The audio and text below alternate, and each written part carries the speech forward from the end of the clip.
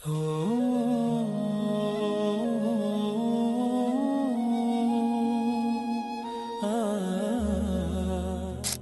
کامیابی کی زندگی جس میں چمک ہو دمک ہو. تو اقبال کہتے ہیں کہ خرد کو خیرہ کرتی ہے، عقل کو خیرہ کرتی ہے چمک تہذیب حاضر کی. یہ صناعی مگر جھوٹے نگوں کی ریزہ کاری ہے، یہ جھوٹے رزقوں کی ریزہ کاری ہے، کوئی اس کی حقیقت ہی نہیں. تو پہلی بات زمانے کی قسم ہے، تمام انسان خسارے میں ہے، یقیناً ہے، یقیناً ہے، سوائے ان کے جو چار شرطیں پوری کریں. الا الذین آمنوا وعملوا الصالحات وتواصوا بالحق وتواصوا بالصبر. اب دوسری بات نوٹ کیجئے، یہ نجات کے منیمم تقاضے ہیں. اگرچہ میں یہاں نجات کا لفظ استعمال کر رہا ہوں، اول وہلے میں نجات پا جانا، قیامت کے دن ہی ہمارا اللہ تعالیٰ جو ہے ہمیں حکم دے دے جاؤ داخل ہو جاؤ جنت میں، ادخلوها خالدین. اول وہلے میں نجات، میدان حشر میں نجات. وہ نجات جو ہے اس کے یہ منیمم لوازم ہے. کیوں؟ اگر کہا جاتا یقیناً ان لوگوں کے مراتب بہت عمدہ ہیں، بہت اونچے ہیں، بہت اعلیٰ ہیں، عرفہ ہے، جو یہ چار شرطیں پوری کرے، تو اس کا مطلب کیا تھا کہ اس سے کم میں بھی گزارا ہو سکتا ہے. زیادہ اونچا رتبہ نہ صحیح، زیادہ اونچی جنت نہ صحیح، چھوٹی جنت ہی ہو جائے گی، لہذا اس سے کم پر بھی گزارا ہو سکتا ہے. لیکن یہاں کیا ہے؟ والعصر ان الانسان لفی خسر الا الذین آمنوا وعملوا الصالحات وتواصوا بالحق وتواصوا بالصبر. یہ تو منیمم تقاضا ہے، کم سے کم تقاضا ہے، لازمی تقاضا ہے. اس کے بغیر وہ فوری نجات ممکن نہیں. اب تیسری چیز، اور یہ ہمارے تصورات کی بڑی نفی کر دینے والی شے، یہ چاروں شرطیں لازم ہیں. ہم سمجھ بیٹھے صرف ایمان سے نجات ہو جائے گی. اس سے بھی آگے ایمان ہو نہ ہو، ہم مسلمان ہیں، محمد کے امتی ہیں صلی اللہ علیہ وسلم، نجات تو ہو ہی جانی ہے. یہی تصورات ہیں کہ جنہوں نے ہمیں بے عمل کر دیا. جب بغیر کسی سعی کے، بغیر کسی محنت کے، بغیر کسی بھاگ دوڑ کے، بغیر کسی قربانی کے نجات حاصل ہو جائے تو کس کا دماغ خراب ہوا ہے کہ وہ محنتیں کرے، مشقتیں کرے، قربانیاں دے، اپنا خون دے، اپنا مال دے. لہذا یہ چاروں چیزیں لازم ہیں. یہ اللہ کا کلام ہے، یہ شاعری نہیں ہے. شاعری میں مبالغہ بھی ہو جاتا ہے. اللہ کا کلام ایک ایک حرف جو غالب کہتا ہے کہ گنجینہ معنی کا طلسم اس کو سمجھیو، جو لفظ کے غالب میرے اشعار میں آوے. میرے اشعار میں جو لفظ آتا ہے اس کو گنجینہ معنی کا طلسم سمجھنا، یوں نہیں کہ میں نے ایسے ہی عام طور پہ وہ لفظ استعمال کر دیا. اور فارسی میں کہتا ہے زیرے ہر لفظ غالب چیدہ میں خانہ ہے. میں نے غالب کے ایک ایک لفظ کے نیچے ایک میخانہ پایا، علم کا میخانہ، حکمت کا میخانہ، فلسفے کا میخانہ. تو یہ قرآن غالب نے تو تعلی کی ہے، لیکن یہ اللہ کا کلام ہے، یہاں ہر حرف لازم ہے. اسی لیے دیکھیے میں آپ کو جملہ سنا رہا ہوں امام رازی رحمت اللہ علیہ کا، جو میرے نزدیک جامع ترین تعبیر ہے اس بات کی جو میں آپ کے سامنے رکھ رہا ہوں. ان هذه الآیہ فیہا وعید شدید. لوگوں جان لو اس آیت میں تو بڑی شدید وعید ہے. بأن اللہ تعالی حکم بالخسار علی جمیع الناس، اس لیے کہ اللہ تعالیٰ نے تو فیصلہ کر دیا تمام انسانوں کے لیے خسارے کا، گھاٹے کا، تباہی کا، بربادی کا. الا من کان آتیا بہذہ الاشیاء الاربعہ، سوائے ان کے جو یہ چار چیزیں پوری کریں. وہی الایمان والعمل الصالح والتواصی بالحق والتواصی بالصبر. اب غور سے سنیے، فدل ذالک ان النجات معلقۃ بمجموع هذه الاشیاء. اس سے اس بات پر دلیل بنی ہے، رہنمائی ہوئی ہے کہ نجات کا تعلق ہے، نجات معلق ہے، نجات مشروط ہے ان چاروں چیزوں کے جمع ہو جانے سے، یہ نہیں کہ ایک چیز سے ہی آپ کو نجات حاصل ہو۔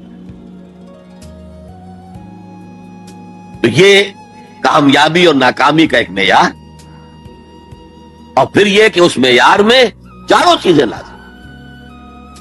اگرچہ ایک بات ہوگی، ہو سکتا ہے پہلی چیز میں انسان بہت اونچا ہو، دوسری میں اتنا اونچا نہ ہو، تیسری میں پھر اونچا ہو، چوتھی میں اتنا اونچا، یہ تو ہو جائے گا، لیکن بنیادی طور پر یہ چاروں شرطیں پوری ہوں گی تو نجات ملے گی، ورنہ نہیں۔ اس سورہ مبارکہ کے بارے میں یہ بنیادی باتیں آپ کے سامنے عرض کر کے اب میں آپ سے یہ بات کہنا چاہتا ہوں کہ قرآن کے سمجھنے کے دو درجے ہیں،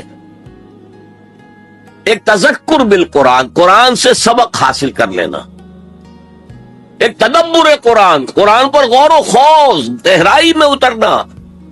قرآن میں ہو غوطہ اے مرد مسلمان، غوطہ لگاؤ گے تو تہ سے موتی نکال کر لاؤ گے نا۔ اب تذکر بالقرآن تو میں نے آپ کے سامنے تذکر بسورۃ العصر، یہ تو مکمل ہو گئی، سبق تو حاصل ہو گئے۔ کامیابی کا معیار یہ چار چیزیں ہیں، یہ چاروں چیزیں لازم ہیں۔ اور جب ہم تدبر قرآن کے درجے پر آئیں گے تو معلوم ہوگا چاروں چیزیں عقلاً منطقی طور پر لازم و ملزوم ہیں۔ تو تذکر بالقرآن اتنی بات بھی جس نے سمجھ لی، جس بدو نے سمجھ لی، اس کی زندگی میں انقلاب آ گیا۔ وَالْعَصْرِ إِنَّ الْإِنسَانَ لَفِي خُسْرٍ إِلَّا الَّذِينَ آمَنُوا وَعَمِلُوا الصَّالِحَاتِ وَتَوَاصَوْا بِالْحَقِّ وَتَوَاصَوْا بِالصَّبْرِ۔ جو حاصل تھا، جس کو میں مثال دیا کرتا ہوں کہ اگر سمندر میں کوئی آئل ٹینکر جو ہے وہ لیک کر جائے، ٹوٹ جائے تو کیا ہوتا ہے؟ تیل سمندر کی سطح پر پھیل جاتا ہے، نیچے نہیں جاتا۔ اسی طرح قرآن کا تیل، قرآن کا مغز، قرآن کی ہدایت اس کی سطح پر موجود ہے۔ اسی لیے کہا گیا کہ تذکر بالقرآن نہایت آسان ہے، کیونکہ سطح پر موجود ہے، اس کے لیے گہری غوطہ زنی کی ضرورت نہیں ہے۔ وَلَقَدْ يَسَّرْنَا الْقُرْآنَ لِلذِّكْرِ فَهَلْ مِن مُدَّكِرٍ، یاد دہانی حاصل کرنے کے لیے ہم نے قرآن کو بہت آسان کر دیا۔ تو ہے کوئی نصیحت اخذ کرنے والا، ہے کوئی بنیادی ہدایت کا طالب؟ فَهَلْ مِن مُدَّكِرٍ۔ تذکر بالقرآن کے اعتبار سے قرآن دنیا کی آسان ترین کتاب ہے، تدبر قرآن کے اعتبار سے یہ دنیا کی مشکل ترین کتاب ہے۔ کسی انسان کے لیے اس کی تہ میں پہنچ جانا ممکن نہیں ہے، بس مستثنا اگر ایک ذات ہو سکتی ہے تو حضور صلی اللہ علیہ وسلم کی ذات مبارکہ۔ وہ تدبر قرآن پوری زندگیاں لوگ لگا کر یہ نہیں کہہ سکے کہ ہم نے پورا قرآن سمجھ لیا ہے۔ 30 جلدوں میں امام رازی تفسیر لکھ رہے ہیں، لیکن کتنے ہی مقامات پہ آخر میں کہتے واللہ اعلم، اللہ بہتر جانتا ہے، بس یہ میرا خیال یہ ہے، میں یقین سے نہیں کہہ سکتا۔ جیسے اقبال کا جو خطبات ہیں اقبال کے جو مدراس میں دیے گئے تھے، The reconstruction of religious thought in Islam، فلسفہ اسلام پر وہ آج کے دور میں علم الکلام کے اعتبار سے بنیادی کتاب ہے۔ لیکن اس کے دیباچے میں لکھتے ہیں میرا یہ دعویٰ نہیں ہے کہ جو کچھ میں نے کہا ہے وہی صحیح ہے، ہو سکتا ہے کہ وقت گزرنے کے ساتھ صحیح تر باتیں سامنے آئیں۔ ہمارا کام یہ ہے کہ طالب علمانہ انداز میں غور و فکر جاری رکھیں۔ تو تدبر قرآن کی کوئی حد نہیں، پوری زندگیاں لگا کر۔ خاص طور پر امام راضی کا ایک جملہ تو مجھے بھولتا نہیں ہے، سورہ حدید کی جو آیت ہے هو الاول والآخر والظاہر والباطن، وہاں ایسے معلوم ہوتا ہے جیسے کھڑے کانپ رہے ہیں، لرز رہے ہیں۔ هذه الآیت اعلم ان هذا المقام مقام غامض عمیق مہیب، جان لو کہ یہ مقام بہت گہرا ہے، بڑا پرہیبت ہے اور بہت غامض ہے، اس کے مضامین آسانی سے سمجھنے والے نہیں ہیں۔ بہرحال اس تدبر قرآن کے اعتبار سے اب میں گفتگو کروں گا۔ والعصر، زمانے کی قسم ہے، پہلی بات یہ نوٹ کیجئے کہ قسم جو قرآن مجید میں کھائی گئی ہے یا کھائی گئی ہیں قسمیں، ان سے مراد کیا ہوتا ہے؟ ہم اگر قسم کھاتے ہیں اپنی کسی بات پر، اللہ کی قسم ہے، تو گویا کہ اللہ کو گواہ کے طور پر پیش کرتے ہیں کہ اللہ جانتا ہے، اللہ گواہ ہے، جو میں کہہ رہا ہوں سچ ہے۔ لیکن ہم قسم کھائیں گے کسی بزرگ ہستی کی، بڑی شے کی، اللہ کی قسم۔ قرآن میں جو متکلم ہے اللہ، اس سے اوپر کون ہے؟ لہذا قرآن مجید کی قسموں میں صرف ایک شے ہے، شہادت، گواہی۔ چنانچہ ترجمہ کیا ہوگا؟ زمانہ گواہ ہے کہ تمام انسان کے سارے۔ نمبر 2 نوٹ کیجئے، عصر کے معنی کیا؟ زمانہ، صرف زمانہ نہیں، وہ زمانہ جو تیزی سے گزر رہا ہے۔ یہ 2 الفاظ استعمال ہوتے ہیں، ویسے تو عربی میں وقت کا لفظ بھی ہے، لیکن قرآن میں وہ لفظ آیا نہیں۔ 2 لفظ ہیں، عصر اور دہر، اور آپ کو معلوم ہے کہ دونوں کی یہ صورتیں ہیں، سورۃ الدہر بھی ہے، سورۃ العصر بھی ہے۔ ان دونوں میں فرق کیا ہے؟ فلسفے میں کہتے ہیں ایک سیریل ٹائم ہے، وہ وقت جو گزر رہا ہے، جس میں ماضی ہے، حال ہے، مستقبل ہے، یہ سیریل ٹائم۔ ایک وقت ایسا بھی نہیں تھا کہ انسان کوئی قابل ذکر شے نہیں تھا۔ کیا تھا؟ گندے پانی کی ایک بوند۔ تو یہاں عصر کی جو قسم کھائی گئی ہے، اس کے مختلف پہلو ہیں جو علماء نے بیان کیے۔ یہ عصر تیزی سے گزر رہا ہے، تیزی سے گزر رہا ہے، تیزی سے گزر رہا ہے۔ غافل تجھے گھڑیال یہ دیتا ہے منادی، گردوں نے گھڑی عمر کی ایک اور گھٹا دی۔ آپ سمجھتے ہیں آج میری عمر 71 برس ہو گئی، جب 72 کی ہو گئے، 1 سال اور عمر بڑھ گئی۔ ارے بڑی کہاں گھٹ رہی ہے؟ اگر 80 برس تمہاری عمر کل ہونی ہے تو 1 سال اور گھٹ گیا، اگلے سال 1 اور گھٹ جائے گا۔ تو یہ عمر بڑھ نہیں رہی، گھٹ رہی ہے۔ غافل تجھے گھڑیال یہ دیتا ہے منادی، گردوں نے گھڑی عمر کی ایک اور گھٹا۔ امام راضی نے بھی یہ واقعہ نقل کیا ہے کہ والعصر کا مفہوم میری سمجھ میں اس وقت آیا جبکہ میں نے بازار میں ایک برف فروش کو چیختے اور چلاتے ہوئے پایا، لوگوں جلدی جلدی میرا برف خرید لو ورنہ میں تباہ ہو جاؤں گا، اس لیے کہ وہ تو پانی بن جائے گا، پھر کیا قیمت اس کی ہوگی۔ اسی طرح یہ عمر جو ہے اس برف کی طرح پگھل رہی ہے، جا رہی ہے، لہذا یہ چونکانے کا انداز ہے۔ جیسے آپ کہتے ہیں زمانے کو تھام لو، زمانہ جو ہے اس کی قدر و قیمت کو پہچانو۔ والعصر، یہ تیزی سے گزر رہا ہے، یہ برف کی طرح پگھل رہا۔ اس کا ایک اور مفہوم بھی ہے جو شروع میں عرض کر چکا ہوں۔ تاریخ انسانی گواہ ہے، جب انبیاء اور رسول کی دعوت مانی گئی، بہترین نظام قائم ہوا، بہترین معاشرہ قائم ہوا، بہترین سوسائٹی قائم کی، اور جب ان کے راستے سے اعراض کیا گیا، تباہی آئی، بربادی آئی، ہلاکت آئی، اللہ کا عذاب آیا۔ والعصر، یہ زمانہ گواہ ہے۔ یاد کر لو قوم نوح کے انجام کو، یاد کر لو قوم ہود کے انجام کو، یاد کر لو قوم صالح کے انجام کو، یاد کر لو قوم لوط کے انجام کو، یاد کر لو قوم مدین کے انجام کو، یاد کر لو آل فرعون کے انجام کو۔ والعصر ان الانسان لفی خسر الا الذین آمنوا وعملوا الصالحات وتواصوا بالحق وتواصوا بالصبر۔ مجھے ایک انگریزی نظم کا بھی ایک سٹینزا یاد آ رہا ہے، ویسے بڑی پیاری نظم ہے، پوری کی پوری، سام آف لائف، زندگی کا ترانہ، ترانہ ہے زندگی۔ اس کا جو سٹینزا میں سنانا چاہتا ہوں، art is long and time is fleeting and our hearts though stout and brave still like muffled drums are beating funeral marches to the grave۔ کام تو بہت بڑا ہے، بہت لمبا پڑا ہوا ہے، اور یہ وقت بھاگ رہا ہے، دوڑ رہا ہے۔ اصل کہتے ہیں تیزی سے دوڑنے والا وقت، اعصار کہتے ہیں آندھی، جھکڑ، تیز ہوا، اعصار۔ اصل کا وقت وہ ہے جبکہ تیزی سے دن ختم ہو رہا ہے۔ Part is long and time is fleeting and our hearts though stout and brave۔ اگرچہ ہمارے دل ابھی بڑے مضبوط ہیں، بڑی بہادری ہے، still like muffled drums are beating funeral marches to the grave۔ یہ آپ کے سمجھ میں آئے گا جب کوئی جنرل بڑا فوجی افسر جو ہے وہ مرتا تھا، اس کا جنازہ جو ہے کیریئر پر رکھ کر اس کی قبر کی طرف لے کر جاتے تھے اور ڈرم بجایا جاتا تھا، لیکن ڈرم کے اوپر کپڑا چڑھا دیا جاتا تھا، وہ اس کی شارپ نہیں آتی تھی وائس، بلکہ دبی ہوئی، مفل ڈرمز۔ تو اگرچہ ہمارے دل بہت توانا ہے، فی الحال کوئی بیماری ابھی نہیں آئی ہے، لیکن ہم تو در حقیقت still like muffled drums are beating heart beat کا لفظ، جس طرح کہ وہ ڈرم بجایا جا رہا ہے، بیٹنگ آف دی ڈرم، اسی طرح بیٹنگ آف دی ہارٹ، اس کے ساتھ ہم قدم بقدم قدم بقدم اپنے گریو، اپنی قبر کی طرف جا رہے ہیں۔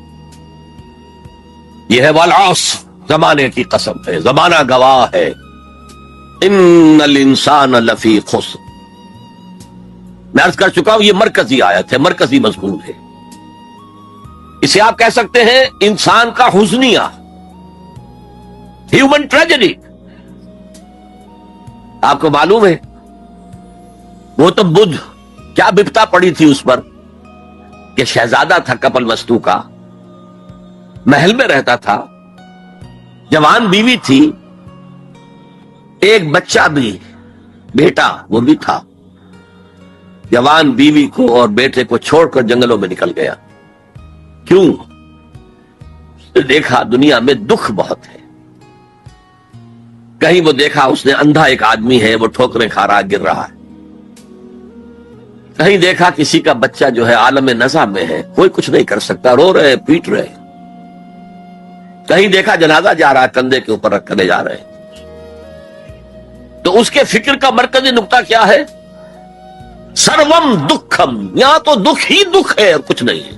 اس دکھ سے سیلویشن حاصل کرنے کے لیے وہ نکل گیا۔ اب کیا اسے ملا کیا نہیں ملا اسے چھوڑ دیجیے، لیکن ایک مثال تو ہے، محل کی زندگی چھوڑ کر، جوان بیوی کو چھوڑ کر، ایک چھوٹے بچے کو چھوڑ کر انسان نکلا ہے باہر۔ ان الانسان لفی خسر، دنیا کے اندر یہ تکالیف دیکھ کر اتنا متاثر ہو گیا، تو آخرت کی تکالیف وہ تو بہت بڑی ہے، بہت بڑی ہے، بہت بڑی ہے۔ قرآن مجید کے ہر صفحے کے اوپر جہنم کے کوئی نہ کوئی مناظر دکھا دیے گئے۔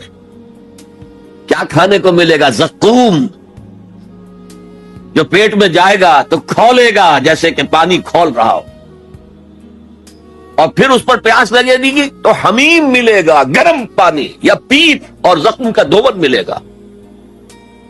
حضور کو شب معراج میں جو دکھائے گئے مناظر، عذاب کس کس طور سے انسانوں کو ہوگا۔ والعصر ان الانسان لفی خسر، اور میں عرض کر چکا ہوں خسرن ہے یہاں، الخسر نہیں ہے۔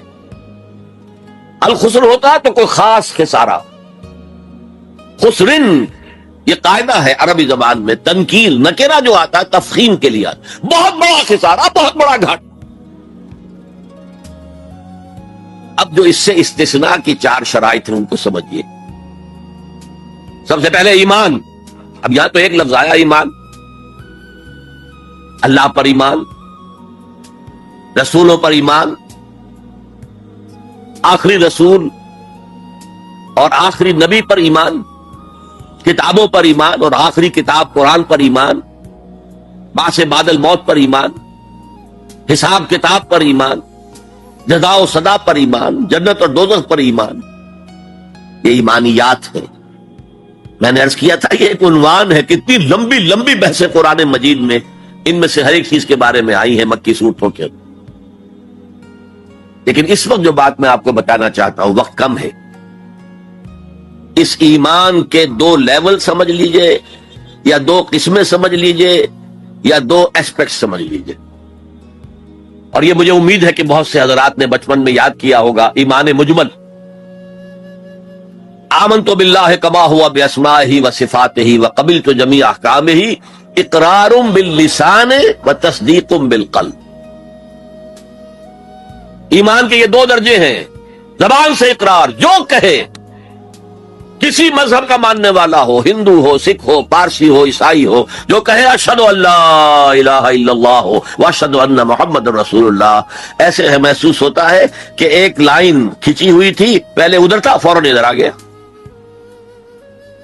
یہ ہے اقرار باللسان،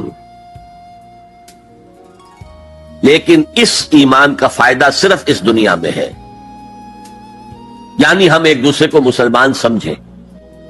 اس کی حیثیت قانونی ایمان کی ہے۔ ظاہر بات ہے مسلمان باپ کی وراثت مسلمان بیٹے کو جا سکتی ہے، بیٹا مسلمان نہیں ہے تو وراثت نہیں پہنچے۔ ہو از اے Muslim and who is not a مسلم، یہ لیگل کوسچن۔ مسلمان ریاستوں کے اندر دستور میں ہوگا کہ یہاں ہیڈ آف دی اسٹیٹ مسلمان ہوگا، تو کتنا بڑا لیگل کوسچن ہے کہ کون ہے واقعی مسلمان کون نہیں ہے، تو بہت اہم ہے۔ لیکن اس کا سارا معاملہ اس دنیا تک ہے کہ ہم ایک دوسرے کو مسلمان سمجھیں۔ میں اپنی بیٹی نکاح میں دے سکتا ہوں کسی مسلمان کو۔ اصل ایمان کیا ہے؟ تصدیق بالقلب، جب دل میں اتر جائے، دل میں کھپ جائے، وہ ہے اصل ایمان۔ ہم دنیا میں اس کو زیر بحث لا نہیں سکتے، ہمارے پاس کوئی آلہ نہیں ہے دل میں اتار کر دیکھ لیں ایمان ہے کہ نہیں ہے، کوئی نہیں۔ الیکٹروکارڈیوگرام کر لیجئے، یہ تو پتہ چل جائے گا کہ اس میٹنگ کے اندر کچھ جو ہے ریگولیرٹی ہے۔ اینجیو پلاسٹی کر لیجئے، معلوم ہو جائے گا کہ اتنی وینز بلاکس ہیں۔ بس دل میں ایمان ہے یا نہیں، اس کا کوئی ذریعہ ہمارے پاس نہیں۔ لہذا دنیا میں ہم ایمان پر بحث ہی نہیں کر سکتے۔ ہم کسی کے بارے میں یہ نہیں کہہ سکتے یہ صاحب ایمان ہے اور یہ نہیں ہے۔ ہاں مسلمان ہے تو مسلمان کے جو حقوق ہیں وہ اسے ملیں گے۔ وہ فاسق بھی ہو تو مسلمان ہے، فاجر بھی ہو تو مسلمان ہے، متقی ہو تب بھی مسلمان ہے، نیک ہو عبادت گزار ہو تب بھی مسلمان ہے۔ اور لیگلی اور کانسٹیٹیوشنلی ان میں کوئی فرق نہیں ہے۔ المسلم کفو لکل مسلم، امام ابو حنیفہ رحمۃ اللہ علیہ کا قول بہت اہم ہے۔ اتنی اہمیت تو اس کی ہے کہ ذرا سی ایک خطا ہو گئی تھی حضرت اسامہ ابن زید سے۔ حضور کو بہت محبت تھی اسامہ سے، اپنے پوتے کی طرح سمجھتے تھے، اس لیے کہ زید کو تو اپنا بیٹا بنایا ہوا تھا، زید ابن حارثہ کو۔ وہ تو بعد میں جب آیت اتری کہ یہ کوئی منہ بولا بیٹا اسلام میں کوئی شے نہیں ہے، ورنہ پہلے انہیں کہتے تھے زید ابن محمد، اس کے بعد دوبارہ وہ زید ابن حارثہ رہ گئے۔ لیکن محبت کتنی تھی زید سے، اور اس اعتبار سے گویا کہ حضرت اسامہ ابن زید وہ تو حضور کے پوتوں کے مانند تھے۔ ان سے غلطی ہو گئی، ایک جنگ میں ایک کافر کے ساتھ مقابلہ ہوا دو بدو۔ اس کافر نے جب سمجھا کہ میری تو بس ہو گئی، اب میں مزید مقابلہ نہیں کر سکتا، میری جان اس کے ہاتھ میں ہے، اسامہ کے ہاتھ میں ہے، انہوں نے پڑھ دیا کلمہ اشہد ان لا الہ الا اللہ واشہد ان محمد رسول اللہ۔ انہوں نے یہی سمجھا جو ہم ہوتے تو سمجھتے کہ جان بچانے کا ہیلا کر رہا ہے، لہذا گردن اڑا دی۔ کچھ دل میں اپنے خدشہ سا رہا یہ صحیح کام کیا میں نے یا نہیں، یا ہو سکتا ہے حضور کو کسی اور ذریعے سے اطلاع پہنچی۔ طلب فرمایا اسامہ یہ تم نے کیا کیا؟ حضور اس نے جان بچانے کے لیے کلمہ پڑھا تھا، آپ نے نہیں کہا کہ تم غلط کہہ رہے۔ اللہ شققنا قلبہ، تم نے اس کا دل چیر کے کیوں نہیں دیکھ لیا؟ یعنی نہ تم دل چیر کے دیکھ سکتے ہو، کیا تمہیں معلوم ہے، کیسے کہہ سکتے ہو یقین سے کہ اس نے جان بچانے کو کلمہ پڑھا؟ اور ہے اسامہ کیا کرو گے قیامت کے دن جبکہ یہ کلمہ تمہارے خلاف استغاثہ لے کر آئے گا، لے کر آئے گا، لے کر آئے گا۔